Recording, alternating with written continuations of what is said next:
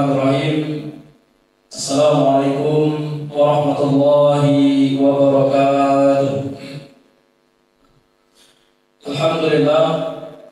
Alhamdulillahi rabbil alamin, wassalatu wassalamu ala sayyidina Muhammadin wa ala alihi wa ashabihi ajma'in, amma ba'du. Faqala Allah ta'ala fi kitabihil karim, a'udzu billahi minasyaitonir rajim. Bismillahirrahmanirrahim. Ya ayyuhalladzina amanu taqullaha haqqa tuqatih wa la tamutunna illa wa antum muslimun. Wa qala aidan, inna a'tainakal kautsar fasholli li rabbika wanhar inna syani'aka huwal abtar. Sadaqallahul azim, sadaqallahu maulanal karim. Ma'asyiral muslimin, bapak-bapak, ibu-ibu sekalian, jamaah salat zuhur yang insyaallah dirahmati oleh Allah Subhanahu wa taala. Alhamdulillah, segala puji bagi Allah Subhanahu wa taala atas limpahan rahmat Ia jualah, atas pemberian nikmat dari Ia jualah.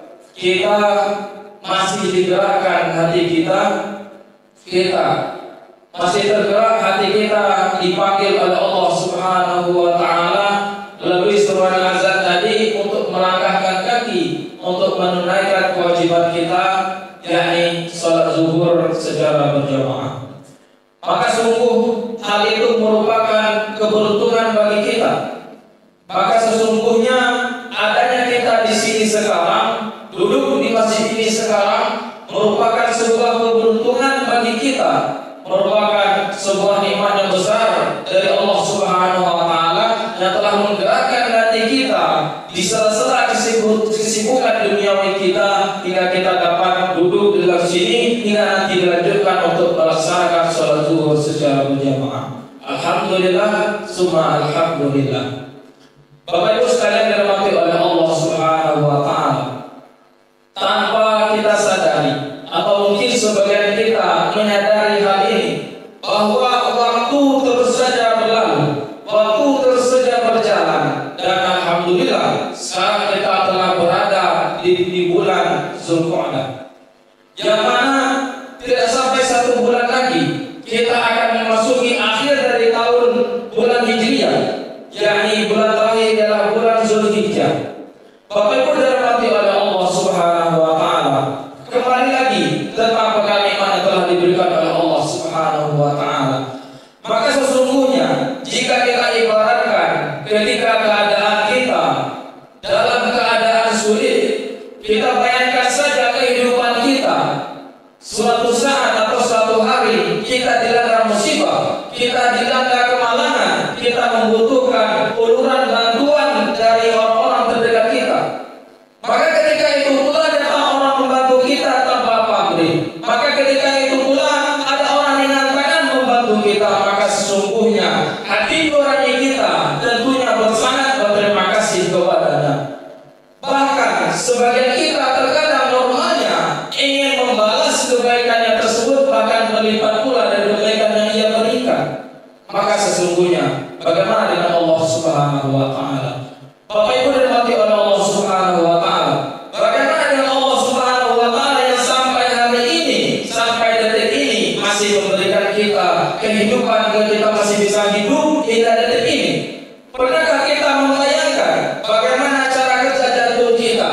Pernahkah kita berpikir bagaimana cara mata kita melihat? Pernahkah kita membayangkan bagaimana langkah kaki kita yang membawa kita beraktivitas setiap harinya tanpa membutuhkan bantuan dari energi apapun? Semua hal itu adalah pemberian dari Allah Subhanahu wa taala. Maka sesungguhnya sebagai hamba Allah yang tahu terima kasih, sebagai hamba Allah Subhanahu wa taala yang meyakini Allah Subhanahu wa taala yang kita sembah, maka sudah sepatutnya kita bersyukur atas segala nikmat yang telah diberikan olehnya. Bapak Ibu dirahmati oleh Allah Subhanahu wa taala, maka syukur yang kita panjatkan kepada Allah Subhanahu wa taala pun demikian telah diperingatkan oleh Allah Subhanahu wa taala dalam Al-Qur'an. Sebagaimana dibacakan di mukadimah tadi, inna a'tainakal kautsar, bahwa ketika wahyu disampaikan kepada Nabi Muhammad SAW disebutkan inna a'tainaka, bahwa ya Muhammad sesungguhnya kami telah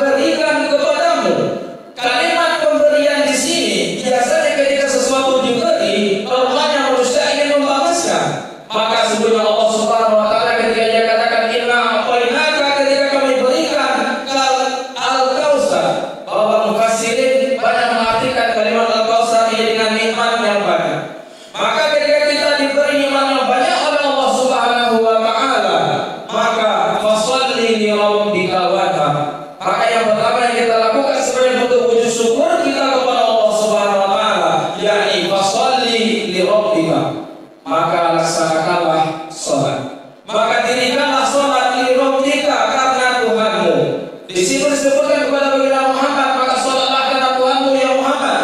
Diserukan kepada kita, maka sholatlah karena Allah Subhanahu wa Ta'ala, bukan karena hal lainnya, bukan karena hadiah ingin dipuji oleh sesama, bukan karena kita ingin kaya saja kita mau bersujud kepada Allah Subhanahu wa Ta'ala, tapi dalam niat sholat kita selalu baca ada adlillahi ta'ala, maka sesungguhnya ketika kita sholat dan itu naik karena Allah Ta'ala. Itu salah satu cara kita mensyukuri atas pemberian Allah Subhanahu wa Ta'ala. Kemudian dilanjutkan pada ayat tersebut, fasholli li rabbika wanhar. Yang kedua, salah satu cara kita mensyukuri atas pemberian banyaknya iman yang diberikan oleh Allah Subhanahu wa Ta'ala, yakni dengan berhak, yakni dengan berkurban.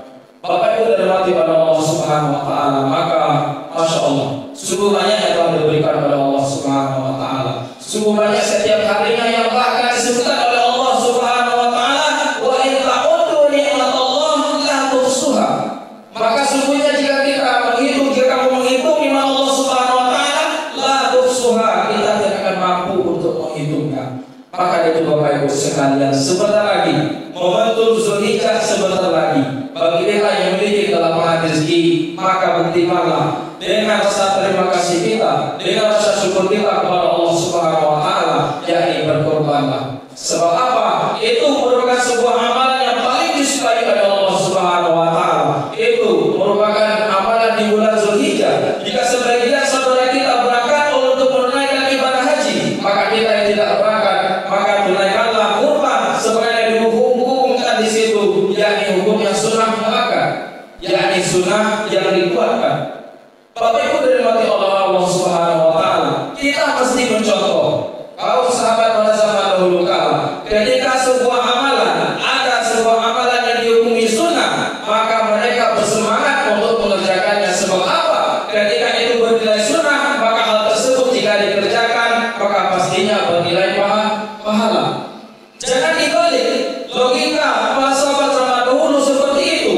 Sunnah justru menambah semangatnya untuk mengerjakannya. Kita sekarang jangan sampai membalikkan logika tersebut. Ketika ada sebuah amalan sunnah yang mana ketika ditinggalkan tidak mendapatkan apa-apa, tidak mengapa, maka lantas kita enteng saja meninggalkannya. Janganlah seperti itu.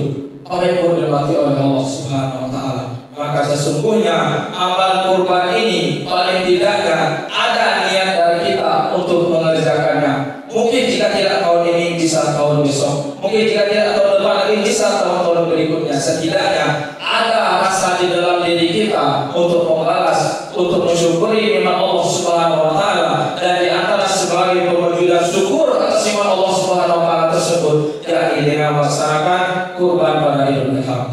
Bapak Ibu dirahmati oleh Allah Subhanahu wa Ta'ala, terakhir sebagai kesimpulan dari tutup menyaksikan pada siang hari ini, marilah kita ciptakan diri kita, marilah kita niatkan diri kita. Mungkin kalau tidak tahun ini kita bisa melaksanakan kurban, mungkin tahun depannya. Kalau tidak, mungkin setidaknya tahun depannya lagi. Paling tidak kita sudah mencita-citakan, kita sudah ingin mewujudkan rasa syukur kita atas pemberian nikmat dari Allah Subhanahu wa Ta'ala. Al-afu minkum, wabillahi taufiq wal hidayah. Assalamualaikum warahmatullahi wabarakatuh.